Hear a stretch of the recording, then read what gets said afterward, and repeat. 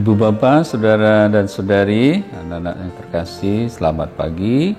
Semoga kita semua senantiasa dianugerahi rahmat kesehatan dan sukacita kegembiraan dalam menyambut hari yang baru ini.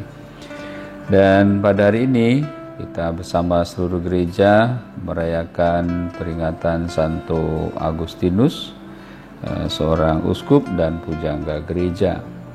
Dalam Injil nanti kita juga akan mendengarkan bagaimana Yesus membuat suatu perumpamaan tentang talenta bagi kita semua.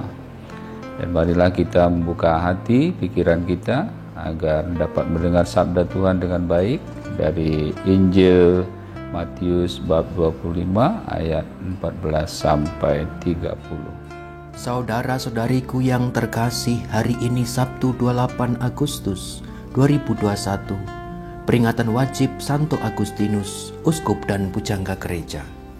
Injil suci menurut Matius bab 25 ayat 14 sampai dengan 30. Pada suatu hari, Yesus mengemukakan perumpamaan berikut kepada murid-muridnya.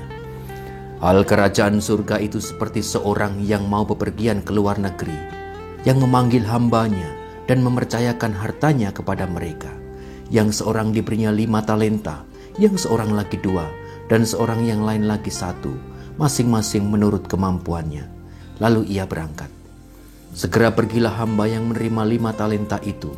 Ia menjalankan uang itu dan memperoleh laba 5 talenta. Hamba yang menerima 2 talenta pun berbuat demikian dan mendapat laba 2 talenta. Tetapi hamba yang menerima 1 talenta itu pergi dan menggali lubang di tanah, lalu menyembunyikan uang tuannya. Lama kemudian pulanglah tuan hamba-hamba itu, lalu mengadakan perhitungan dengan mereka. Hamba yang menerima 5 talenta datang dan membawa laba 5 talenta. Ia berkata, "Tuan, 5 talenta Tuan percayakan kepadaku. Lihat, aku telah memperoleh laba 5 talenta."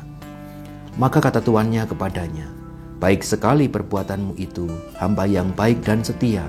Engkau telah setia dalam perkara yang kecil. Aku akan memberikan kepadamu tanggung jawab dalam perkara yang besar. Masuklah dan turutlah dalam kebahagiaan Tuanmu." Lalu datanglah hamba yang menerima 2 talenta, katanya, "Tuan, 2 talenta Tuan percayakan kepadaku. Lihat, aku telah mendapat laba 2 talenta." Maka kata tuan itu kepadanya, "Baik sekali perbuatanmu, hamba yang baik dan setia.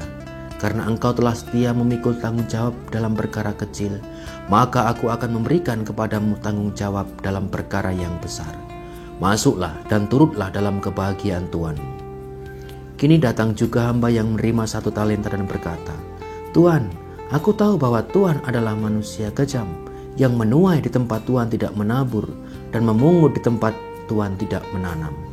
Karena itu aku takut dan pergi menyembunyikan talenta Tuan di dalam tanah.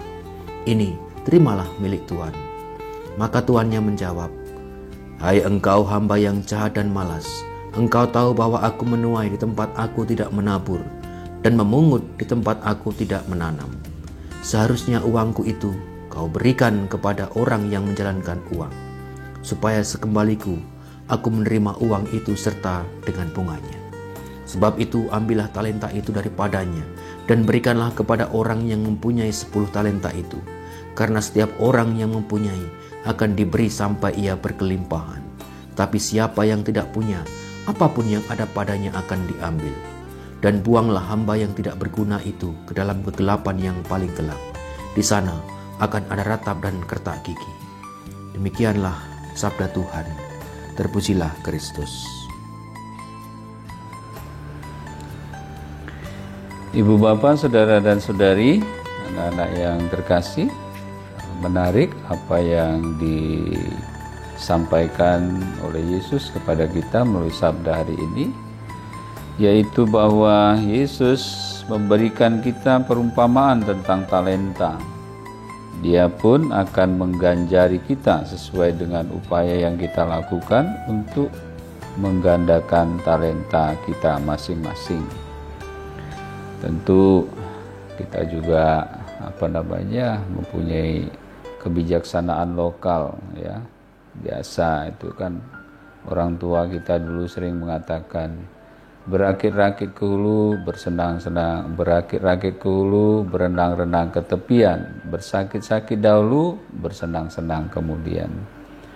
Ibu bapak saudara-saudari, apa yang kita dengar sebagai peribahasa itu mau mendorong kita, menyemangati kita, menyadari bahwa kita memang semua harus berusaha, harus bekerja keras, ya. Dan mungkin ada banyak kesusahan dan penderitaan, pengorbanan yang harus diberikan.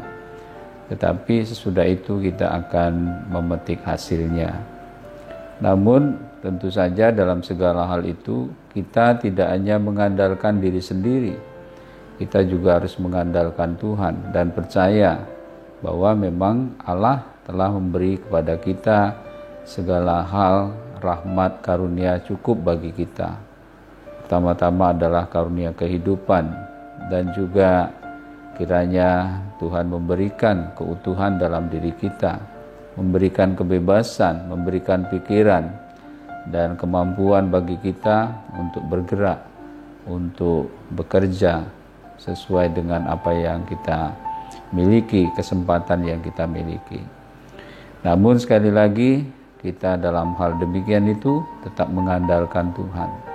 Karena kalau kita tidak mengandalkan Tuhan, pastilah kita seringkali akan mudah merasa takut, kita akan mudah merasa cemas, kita akan mudah kecil hati. Nah, contohnya di dalam Injil tadi itu Bapak Ibu, orang yang menerima satu talenta itu, nah itu pikirannya menjadi pikiran negatif kepada Tuhan, ya, bahwa Tuhan itu dikatakan bahwa Tuhan adalah orang yang kejam yang memberi talenta itu, ya, menuai di tempat tidak menabur dan memungut di mana tidak menanam, ya. Pikirannya menjadi jelek dan dia diliputi oleh rasa takut dan tidak mau atau tidak bisa berbuat apa-apa. Seperti ini sering mungkin kita terjadi dalam masyarakat. Mungkin kita menyalahkan situasi, menyalahkan keadaan, menyalahkan mungkin tidak punya banyak. Nah, kita tidak berusaha menerima apa yang ada, apa yang diberi kepada kita, dan dalam rasa syukur kita mengembangkan semua yang ada pada kita.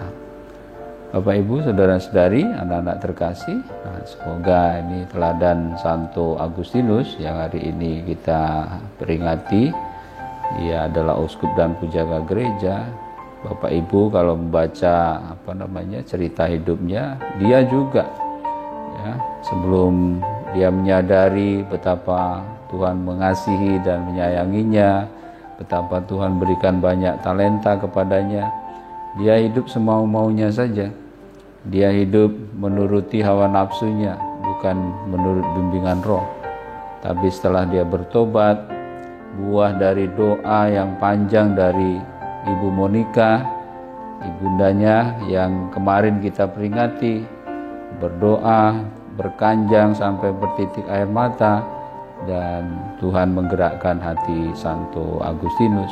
Dia bertobat dan dia sungguh-sungguh mengembangkan seluruh dirinya sehingga untuk kemuliaan Allah, dan juga kita rasakan pada sampai sekarang ini gereja diperkaya dengan ajaran-ajarannya dan juga memberi pencerahan kepada kita bagaimana kita semua harus menghargai kasih karunia Allah yang diberikan pada kita. Tuhan memberkati kita.